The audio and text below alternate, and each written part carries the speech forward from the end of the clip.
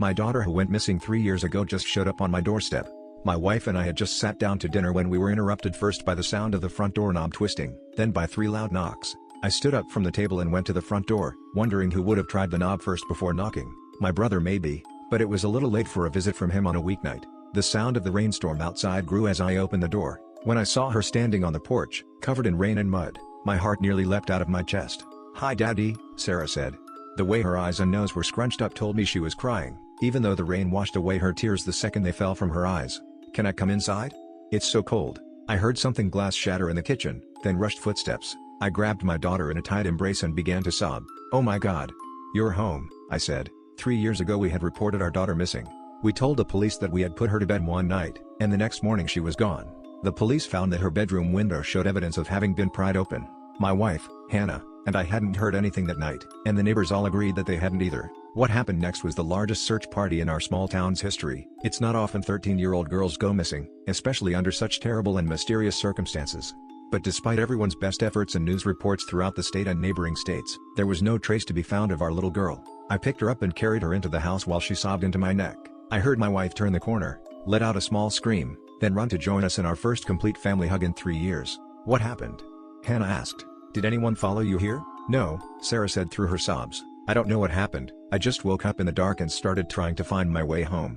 I don't know where I was, somewhere in the desert I think, and I just started walking." I set her down and looked at her again.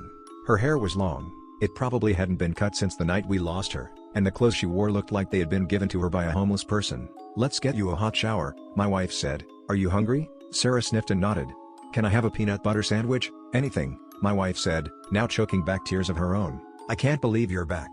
We dressed her in some of Hannah's old clothes, which were still a little large for Sarah. I promised to go to the store first thing in the morning to buy a whole new wardrobe. The rest of the evening was spent with tears and laughter. Hannah and I couldn't believe she was back, and with no recollection of the time between the night she disappeared and when she woke up. Perhaps that much was for the best. After Sarah was asleep, we put her in the office with an air mattress and promises of a new mattress along with her new clothes. I sat outside on the patio with a glass of bourbon in one hand and a cigarette in the other. My wife came outside and softly closed the door behind her. We sat in silence for a moment, then she finally spoke. "What the hell do we do?" Her voice was low and shaky. I shook my head slowly and took a long drag from my cigarette. "I have no idea. Thank God she doesn't remember anything," Hannah said, taking a sip of the wine she'd brought with her. "You don't think she knows, do you?" I said sharply, trying to keep my emotions level, which was difficult because I was on the brink of panic myself.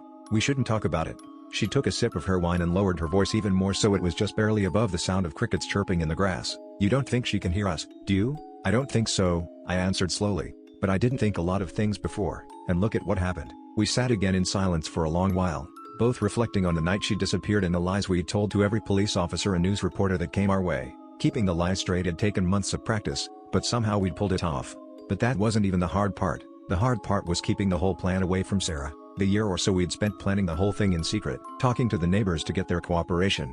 All while doing our best to keep the life-changing event as far out of our minds as possible. "She's bound to find out what we did," Hannah said. "We're not so good at keeping things away from her as we used to be. It's just like riding a bike," I said, hoping more than anything I was right. The fact of the matter was that, 3 years ago, Hannah and I unalived our own daughter, the very one that was now 3 years older and slept on an air mattress inside.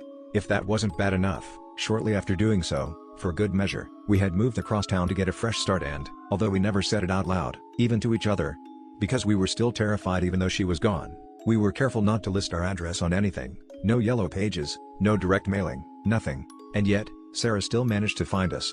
We hadn't wanted to do it.